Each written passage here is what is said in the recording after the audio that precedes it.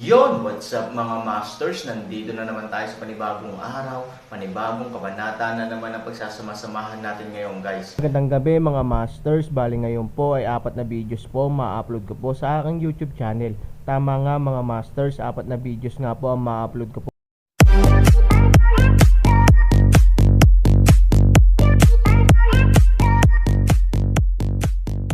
Mga masters, okay lang po bang wag nyong skip ang mga ads sa aking mga videos? Salamat po talaga mga masters sa solid na pagsuporta po sa akin. Bali mga masters, kung bago ka pa lang po sa aking YouTube channel, please click the subscribe button, lalong-lalo na po yung notification bell guys, para maging connected pa rin tayo sa isa't isa at maging updated kayo sa mga susunod ko pang video. Bali mga masters, bago natin umpisahan ng kwento ay mag-shoutout po muna tayo para sa mga solid nating tagapakinig. Shoutout kay Jenito Fruelda at shoutout kay Danilo Puentiveros. Yun na nga mga masters, no? Bali hindi na ito patagalin. In 3, 2, 1, let's go!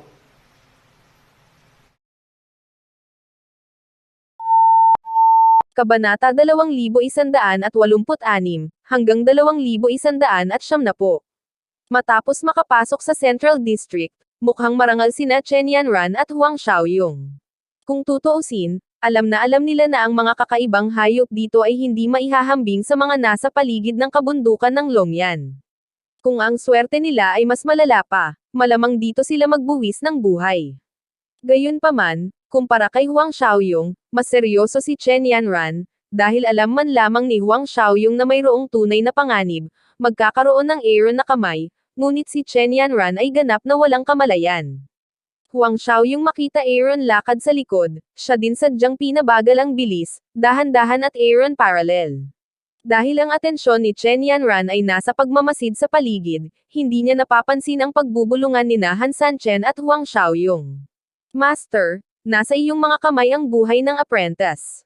Kailangan mo akong protektahan, mahinang sabi ni Huang Xiaoyong. You are now in the four-lamp world. It's not to enter the core. Ano ang kinakatakutan mo? Hindi nakaimik ang Aaron. Master, hindi mo alam. Bagamat nasa gitnang lugar lang ito, mayroon ding mga pangunahing exotic na hayop na lilito dito. Ang mga malalakas na hayop na kakaiba ay palaging nangangailangan ng pagkain. Paliwanag ni Huang. Tumanggo si Aaron. Kung napakasama ng kapalaran, natatakot ako na ang eksena sa 4 na lampara ay wala. Sa oras na ito, ang harap ay dumating ang tunog ng labanan, Chen Yanran subconsciously tumigil.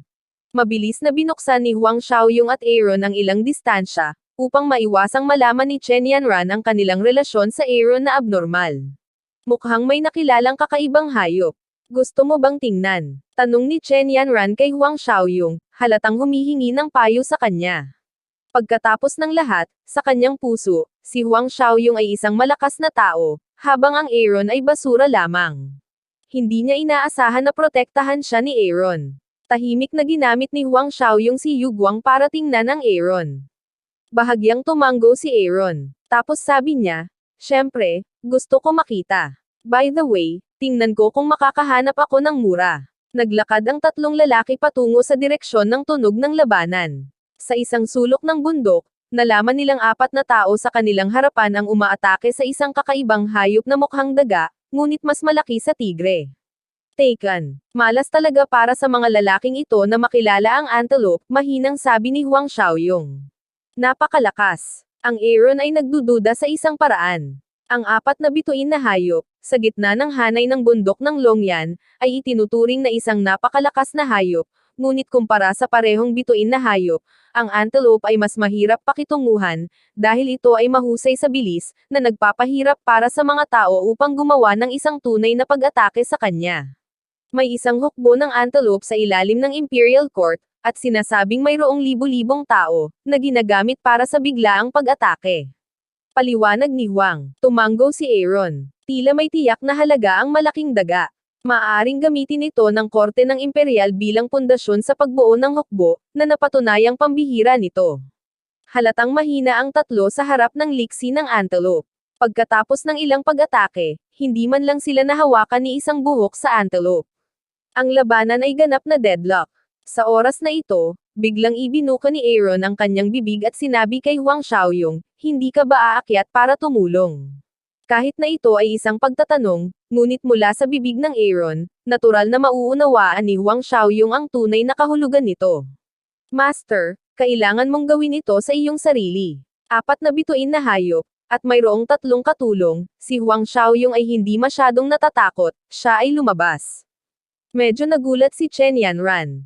Magiging napakabait kaya ni Huang Xiaoyong. Ngunit kung ipinaglalaban niya ang antelope na ito, hindi na ba siya dapat maghintay pa? Mas mabuting magpakita na naman siya kapag natalo na. Ang magkabilang panig, ang tanga. Hindi ito ang pinakamagandang oras para lumabas ngayon. Sabi ni Chen Yanran na may masamang tingin.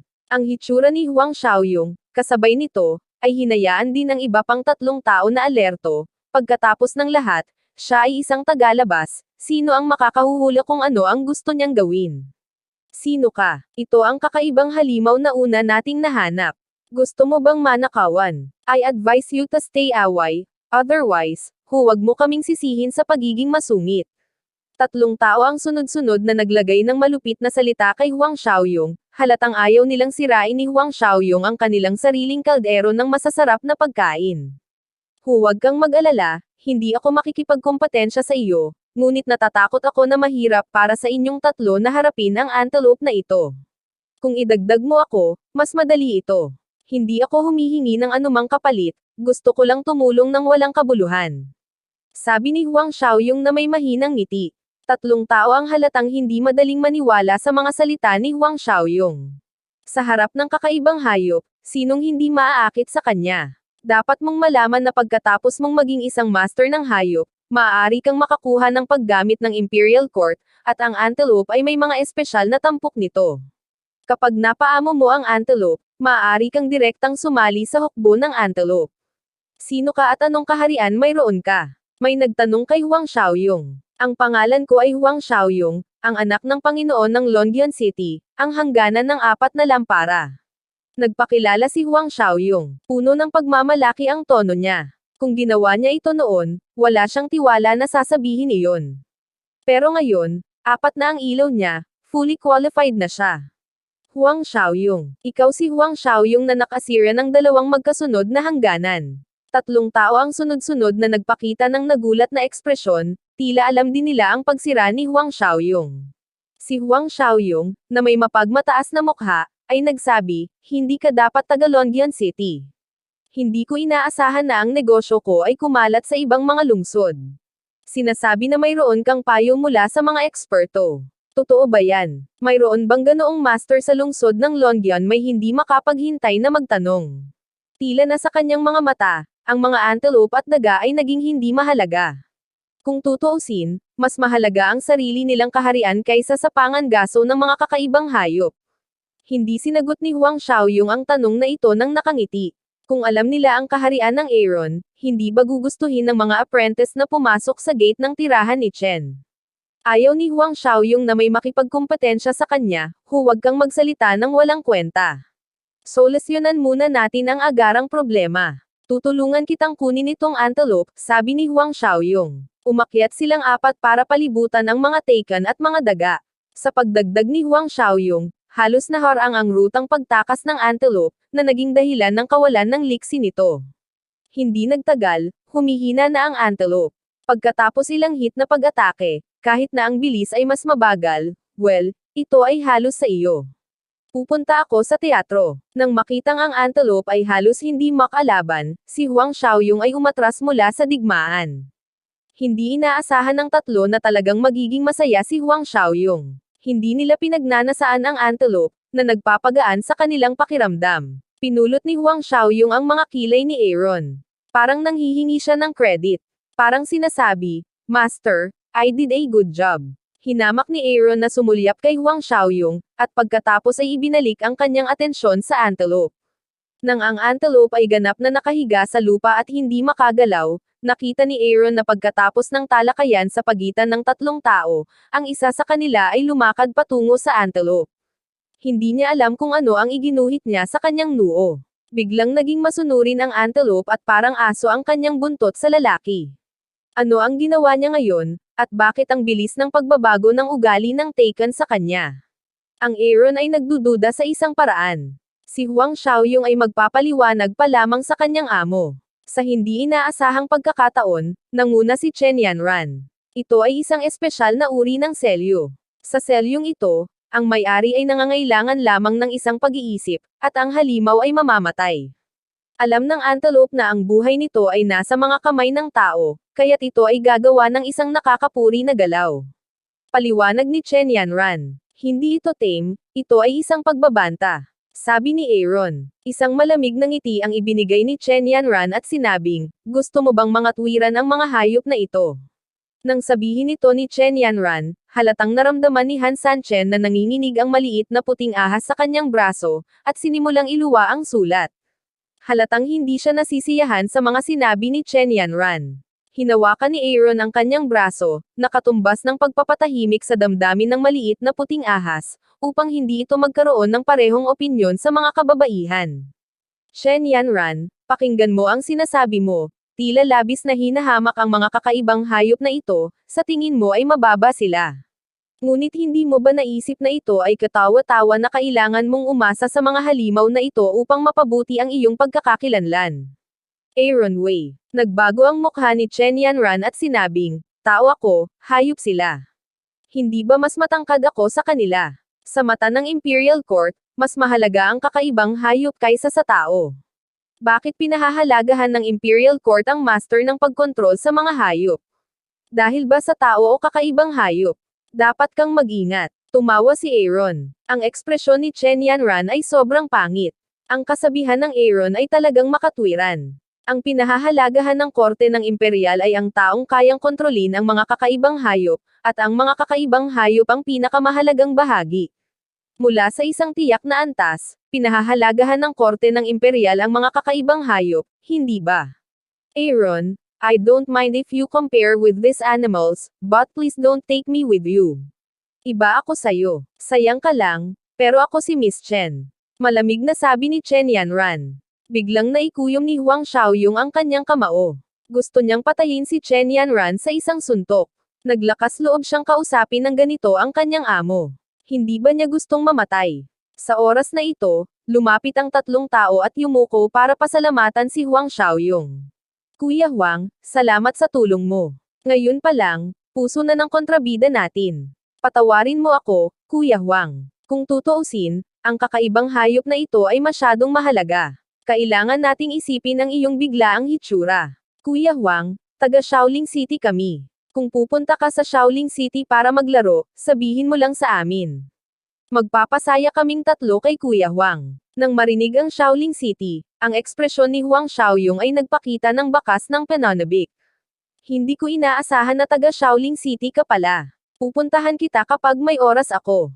Nakangiting sabi ni Huang Xiaoyong. Tatlong tao ay tumingin sa Aaron, mata at hindi gumawa ng masyadong maraming manatili, sa laban. Chen Yanran ipaalam sa kanila sa harap ng isang maliwanag, pagkatapos ng lahat, ay isang malaking kagandahan, para sa mga lalaki, mayroon pa ring isang mahusay na tukso. Ito ay, itinuro ng isa sa kanila si Chen Yanran at tinanong si Huang Xiaoyong. Ordinaryong tao lang, hindi ito nagkakahalaga ng pagbanggit. Kailangan nating maghanap ng kakaibang hayop.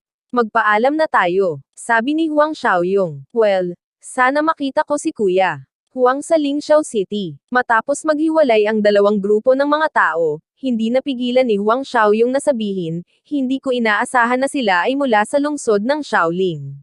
Sa pagkakataong ito ay kumita sila ng malaki. Nagtataka si Aaron kay Huang Xiaoyong. Narinig lang ng taong ito ang tatlong salita ng Shaolin City, at ang kanyang reaksyon ay kakaiba.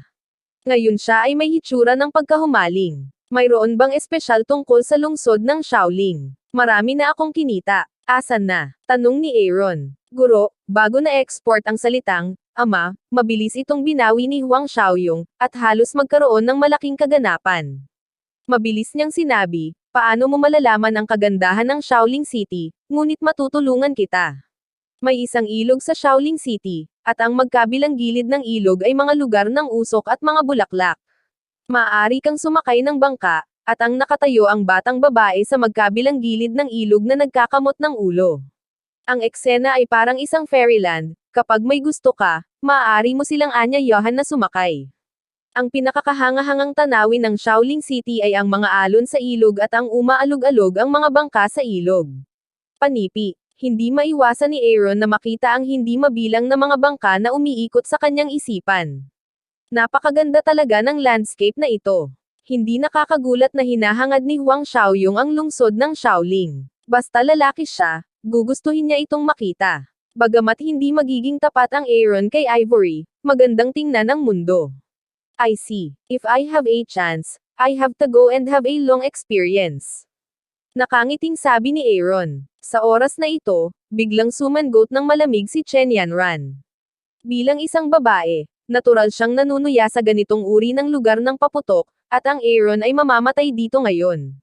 Nakakatawa na gusto pa niyang pumunta sa Shaolin City. Chen Yanran, sa relasyon natin, hindi ka qualified na pamahalaan ako, di ba? Sabi ni Aaron. Hindi nagsalita si Chen Yanran, at ang kanyang mga kilay ay napuno ng lamig. Si Chen Yanran, na determinadong patayin si Aaron, ay mas determinado ngayon, ngunit nakakalungkot na hindi siya makapagpasya kung makakatagpo siya ng ibang hayop. Pagkatapos ng kalahating araw na paglalakad, ang tahimik na Central District ay tila kakaiba, ngunit sa oras na ito, biglang huminto ang Aaron, anong ginagawa mo? Nagulat si Chen Yanran, at mabilis na huminto. Pagdating niya sa Central District, natakot siya. Biglang ginawa ni Aaron ang kakaibang galaw na ito, na lalong ikinatakot niya, may amoy dugo sa hangin. Naaamoy mo bait? Sabi ni Aaron dignified. Ang amoy na ito ay galing sa harapan, halata naman sa harap ang nangyari. Si Huang Xiaoyong, na nakasimangot, ay narinig ang mga salita ni Aaron at inaamoy ito ng mabuti. Amoy malansa talaga ang amoy niya, parang may mga patay sa harap namin. Natatakot ako na nakilala namin ang isang makapangyarihang hayop. Sabi ni Huang Xiaoyong na marangal. Makapangyarihang hayop. Hindi ba ito ang pinakamagandang pagkakataon para patayin si Aaron? Hindi man lang inisip ni Chen Yanran. Nagpatuloy siya sa paglalakad. Walang choice si Aaron kundi ngumiti at tumango kay Huang Xiaoyong. Pumunta si Huang Xiaoyong sa Aaron at sinabi sa mahinang boses, Master, baliw ba ang babaeng ito? Naglakas loob siyang pumunta kahit alam niyang may panganib sa hinaharap. Kung gusto niya akong patayin, natural na kailangan niyang makatagpo ng isang makapangyarihang hayop. Hindi ito baliw, ito ay mabisyo, sabi ni Aaron. Malamig na ngumiti si Huang Xiaoyong. Sa kaharian ni Chen Yanran, kung mamatay si Aaron, gusto ba ng babaeng ito na magkaroon ng pagkakataong mabuhay? Nakakatawa naman, babae. Panipi. Yun na nga mga masters, no? Bali panibagong kabanata na naman yung natapos natin ngayong gabi. Muli, maraming salamat po talaga sa walang sawang suporta po sa aking YouTube channel na talagang inaabangan nyo po ang bawat upload ko po. Bali mga masters, magkita-kita ulit po tayo bukas ng gabi at ngayon po ay magpapaalam po muna tayo. Bali mga masters, bye-bye!